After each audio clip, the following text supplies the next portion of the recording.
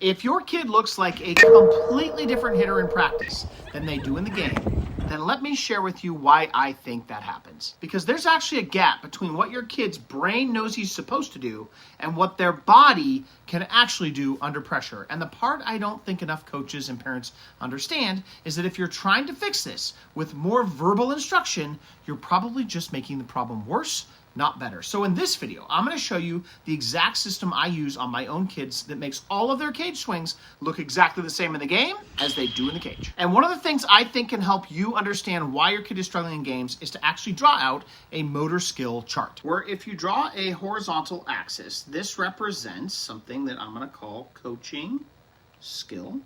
Where on the left side of the axis, this is going to represent a skill of a coach of 0. And on the right side of the axis, it's going to represent a skill of a coach of 10. And then on the vertical axis, we're going to call this something that represents motor control. And in that same way, at the bottom, this is somebody who has 0 level of motor control. And on the top, this is somebody who's like really coordinated and they have a level 10 ability to control their body. And the key is you need to be able to consider both of these when you're trying to get your kid to be a performer. Because what we're trying to do is live in the upper right-hand category, where when you have a level 10 ability to control your body with a level 10 ability to coach that athlete, what you end up with an elite performer. And this is the kind of athlete reaching their full potential. Compared to the bottom left area of the graph, where if you have a very low ability to control your body and you are coached by someone with very little skill, what ends up happening is you are at risk for quitting.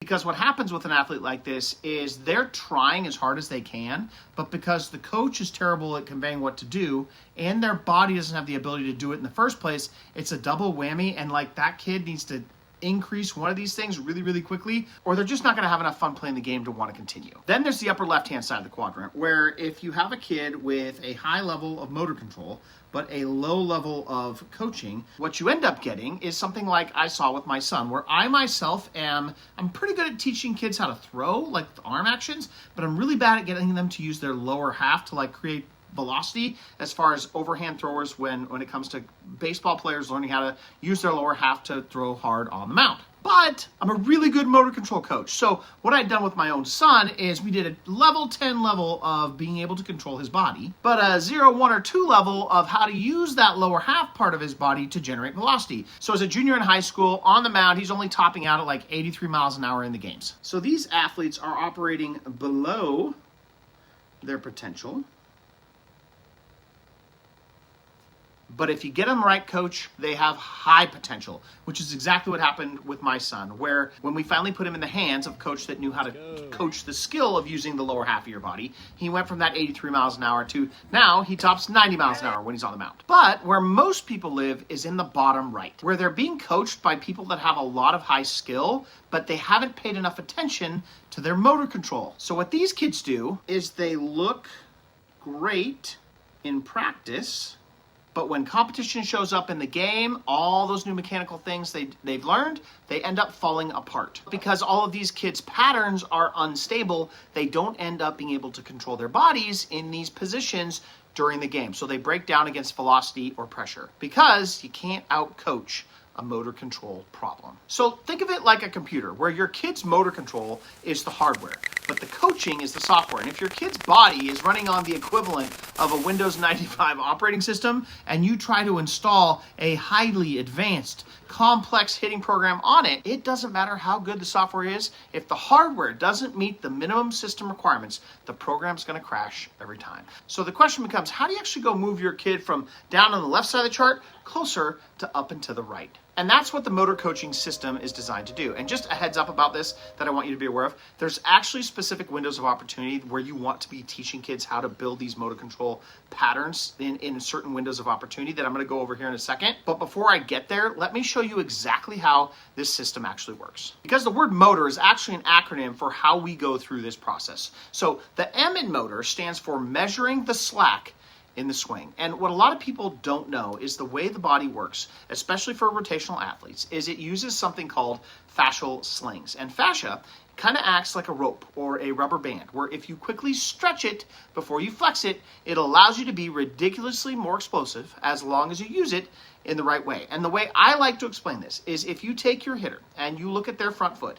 imagine that their front foot is like a boat sitting on a lake, and their hands are like an inner tube behind that boat. And instead of those fascial lines that run up their body connecting the two, imagine that it's a rope that connects the boat to the inner tube. And what ends up happening is there are about 15 different things hitters do that will add slack to that rope that connects the boat to the inner tube. So if your hitter ever lands with their front shoulder high, for example, that's like adding 10 feet of slack to that rope. If your hitter's hands are ever dropping as their front foot is getting weighted into the ground, that's like adding another 10 feet of slack to the rope. If the tip of their barrel is not directly above their head, like you see all of these Hall of Famers and all these all-star players getting their barrels to, that's like adding another 3 or 4 feet of slack to the rope. And so what happens is you can have a world-class speedboat taking off at full throttle, and it will be physically incapable of pulling that inner tube forward even 1 inch until all that slack is taken out of the rope. And the swing works the same way, where if you put a bat sensor on a kid's bat and you measure how quickly they accelerate their barrel, especially in the first part of their swing,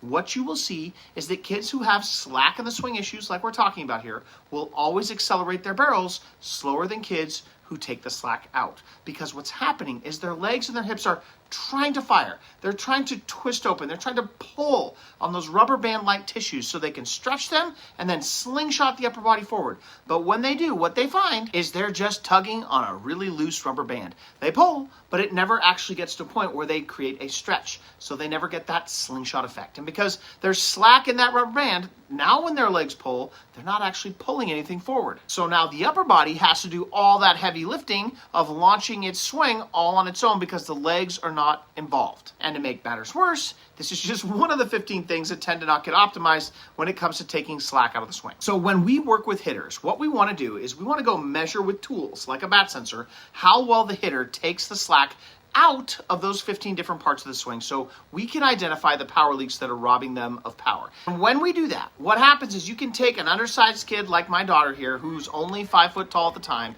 in 12U, and she starts launching balls out of the park, even though she's basically the smallest girl on the team, because we taught her how to take all of the slack out of all the different parts of her swing, and that allows her to play way above her pay grade. And then once we know where the slack is in a swing, the next step is figuring out what's causing it, which brings us to the O. And the O stands for observing movement gaps that are blocking your hitter's body from moving the way it needs to move if they actually want to be explosive. And I first got turned on to this concept at a coaching conference where Dr. Greg Rose was up on stage. He's a movement expert, and he did this crazy demonstration that I'm never going to forget.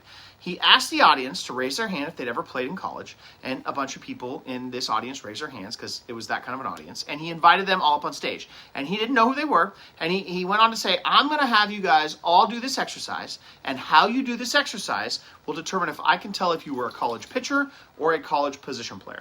And so he had them do this exercise where they would do a reverse lunge and they'd reach their hands over their heads and they'd reach as far back as they could.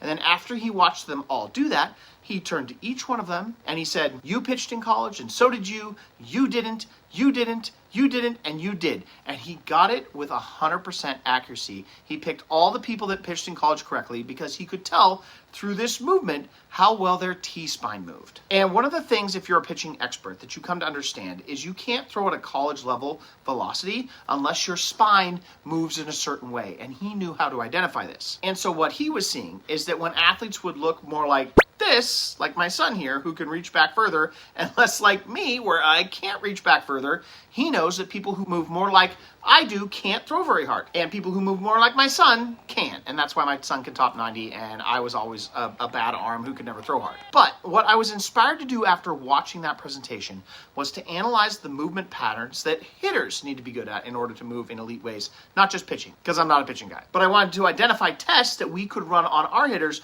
to make sure that they don't have a movement problem that's going to block them from having hitting success. Which brings us to the T in motor coaching, where we want to make sure we train kids how to do these motor control patterns that are required for hitting at a high level. So here's an example of one of those high level moves that hitters need to be able to control. This is my son hitting his first high school varsity home run as a sophomore, and he's doing something here movement-wise that is critical if you want to develop the ability to hit opposite field home runs, which, by the way, almost no high school kids hit their first home run out to the opposite field, so this was actually pretty impressive and a movement worth paying attention to. to. Where what you want to do is notice how if we film my son from behind and we put a line right across his rear glute, as soon as he strides forward, you'll notice that his butt pushes backwards over that line, where it crosses the line, moving away towards home plate as he strides forward. This is called hinging, and the ability to hinge and then maintain that hinge when you rotate is critical for being able to hit home runs, especially to the opposite field. And so one of the first 15 things that we test for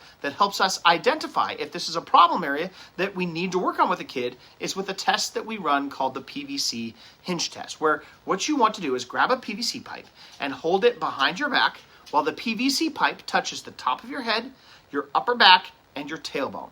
And then what you want to do is you want to back your calves up so they're up against a box or a bench like you see here with this girl, and you want to ask the athlete to bend as far forward as they can without having the PVC pipe come off of any of those 3 points. And like you see here, she fails because the PVC pipe is coming off of her tailbone as she rounds her back. So this girl is not good at hinging. And if we want her to become a better hitter, especially with opposite field power, we're going to have to clean this movement up. Otherwise, it's going to be like Dr. Greg Rose's example with the pitchers, and she's never going to be able to move well enough to hit for her full potential. It's just one of the first 15 movement patterns we test for. And each one of these has its own training progression. So if your kid fails multiple tests, they've got multiple leaks that are all robbing them of power at the same time. And here's what most coaches get wrong.